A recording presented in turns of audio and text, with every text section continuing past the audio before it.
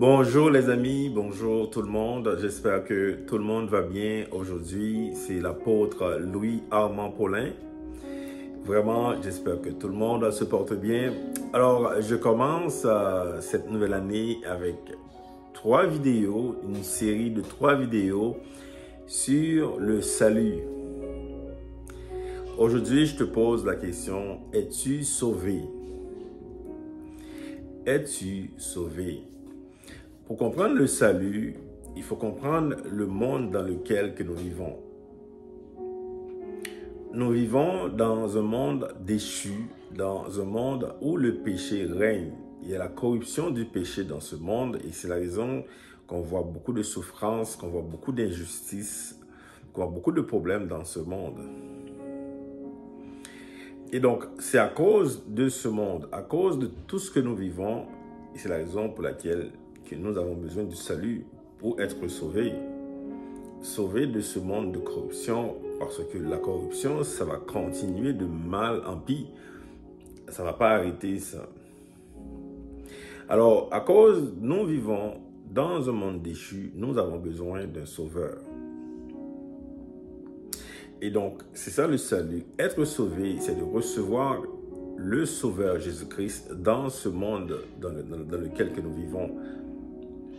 Et le verset biblique qui explique vraiment le salut, c'est Jean 3,16. Jean 3,16 dit « Car Dieu a tant aimé le monde qu'il a donné son Fils unique, afin que quiconque croit en lui ne périsse point, mais qu'il ait la vie éternelle. »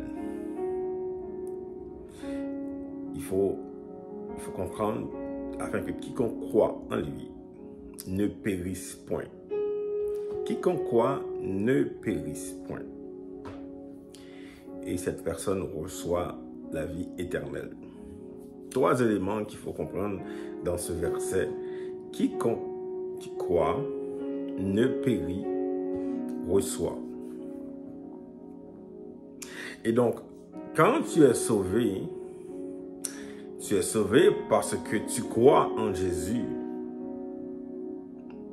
C'est la seule manière d'être sauvé, c'est que tu crois en Jésus, tu es sauvé. Mais alors, c'est quoi l'implication de croire? Parce qu'on peut dire qu'on croit, mais on ne vit pas en conséquence. La Bible dit que les démons croient, mais ils tremblent. C'est pas juste de croire, mais c'est quoi ça veut dire? C'est quoi l'implication aujourd'hui de croire en Jésus afin d'être sauvé, afin de recevoir la vie éternelle? Ça veut dire quoi l'implication? C'est quoi l'implication dans ta vie aujourd'hui? Ou bien c'est quoi qui va dire que tu es sauvé? L'implication pour toi, être sauvé aujourd'hui, de croire en Jésus-Christ, il y a 3 implications fondamentales. C'est d'abord de croire en l'œuvre de Jésus-Christ, l'œuvre qu'il a accomplie à la croix, qu'il a souffert à la croix pour tes péchés, pour tes iniquités. Il a souffert, tu as demandé pardon et tu as accepté ce pardon, tu as accepté que Jésus-Christ a souffert pour toi.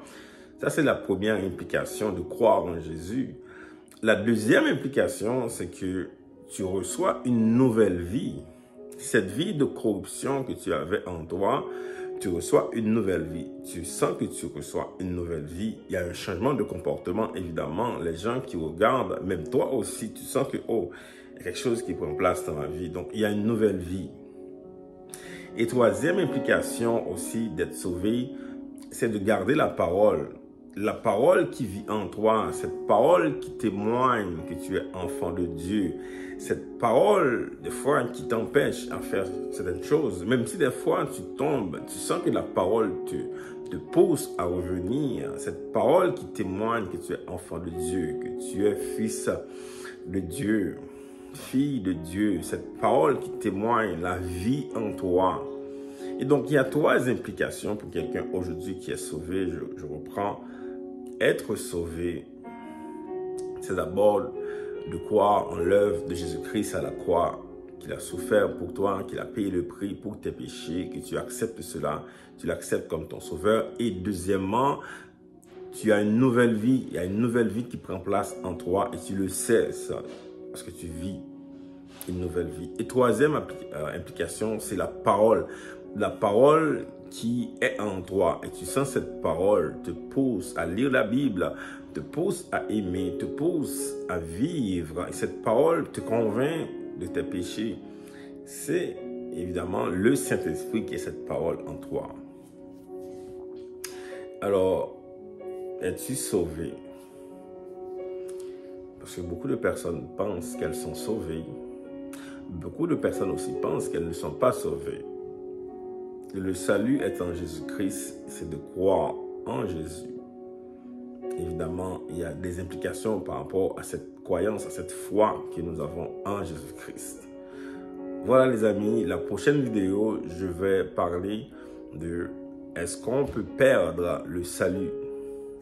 À bientôt, bonne journée, bye.